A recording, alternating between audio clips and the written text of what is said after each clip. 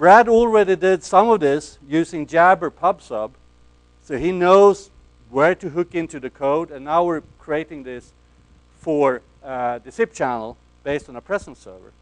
And an additional side effect, which wasn't part of the original specification, but Brad and I really think we need, is that we're going to publish extension states so all the phones can subscribe in Camelio. That will offload Asterisk a lot and will make Stefan happy. So this is a really cool project. We started coding, and the other day we had a meeting here in the hotel and came up with a lot of ideas on configuration where I really need your feedback. I'm going to commit that to the code soon. So if you're interested in scaling with states, with blinking lamps, having call queues on a secondary server, follow this, help us make this happen. It's going to happen fast. A lot of code is going to get committed in the following weeks. And I have tons of other branches. I won't go through them in detail. One really cool thing that happened by accident, I was alone over a few days after New Year's, family gone somewhere else. So I needed, boring geeks have nothing fun to do. I didn't go out dancing with ABBA. I didn't go out exploring geocaching. I started coding. I created named ACLs. We really need to do more about security in Asterisk. And named ACLs is going to help us. We can create dynamic blacklists. We can actually manage blacklists, access control list over manager. The code is already there. That works. So you can actually have a named ACL for one group of peers in zip and say, all of these have the same ACL, and if I change that in the CLI or over manager, it's going to be immediately applied to all of this. So we're going to work in a whole new way with access control lists. And this is ideas that John Todd and I have been working on for many, many AstriDevCons. It's going to be the base for future security work inside Asterisk, where we can have dynamic DOS attack prevention things and interface with IP tables, PF, and other firewalls. We can do a lot of cool stuff, but everything starts with named ACLs. And, well, you can ask me about the other stuff later on. The BUFO, I have a couple of branches named BUFO. BUFO is the scientific name for a toad. Cool animal. I worked a lot with call center platforms, and for that I needed to enhance a lot of stuff in Manager. And I also needed some sort of security. Right now, if you give someone access to Manager, they can reach all context in your PBX. Now, if you're running multiple companies in the same PBX, you don't want that. They can place calls anywhere, use any trunk, use any account. So now we can actually set a context, like in X or zipconf, or multiple contexts in manager.conf for one manager account. And they can't reach anything else for originate or redirect or anything else that use a context. We also have setvar. So any calls they create, you can set channel variables, exactly like in the zip channel and all the channel drivers. And Tilgman at Digium created an additional patch that works alongside with this, where you can filter. So you can say that, while this manager account can only see events related to channels with this variable set. So now you have setvar to set that variable, and after that you will only see the events that really belong to you and not the rest of the customers or rest of the phones in that asterisk. So those are really important if you want to have multiple companies in the same.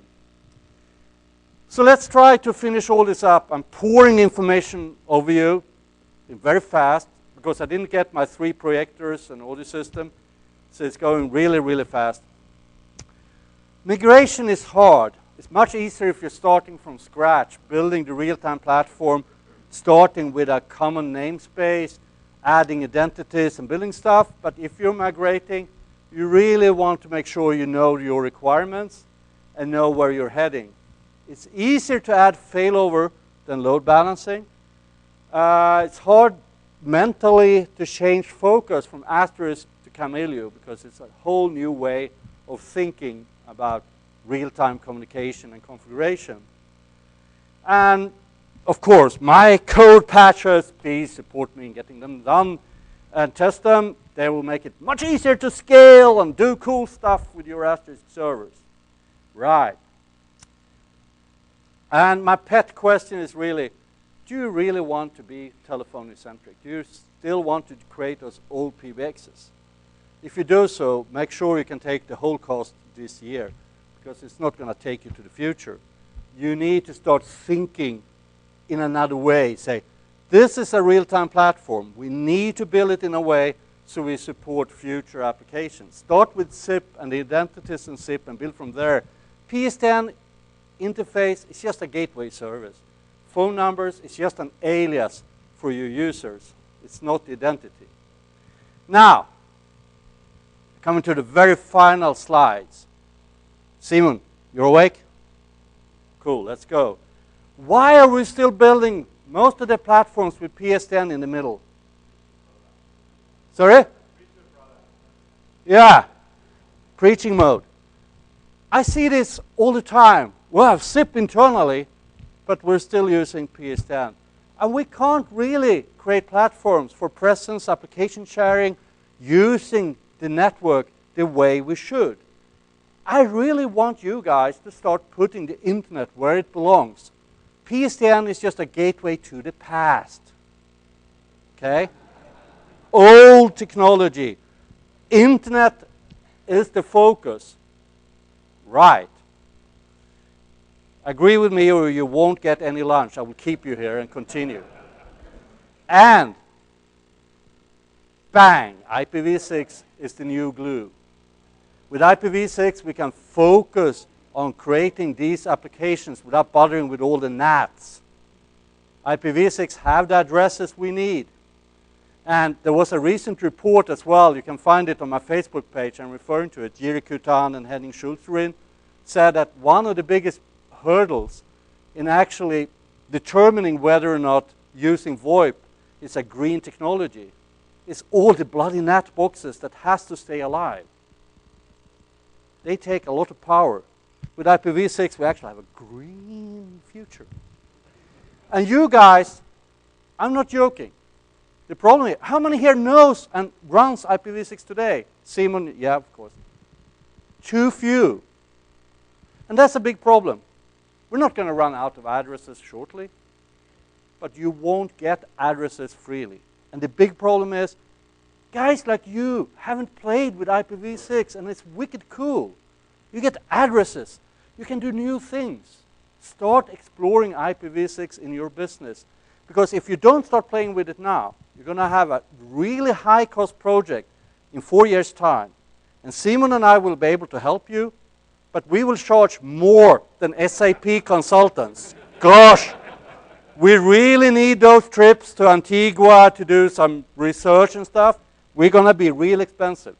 So start working with it now. Make it a natural part of every project you work with on the IT side.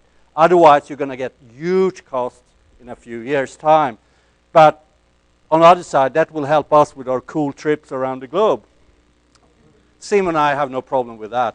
Simon is going to talk about IPv6 and IPv6 and Asterisk tomorrow. Make sure you follow those sessions. It's really, really important for you. And with that, I'm done. Do remember,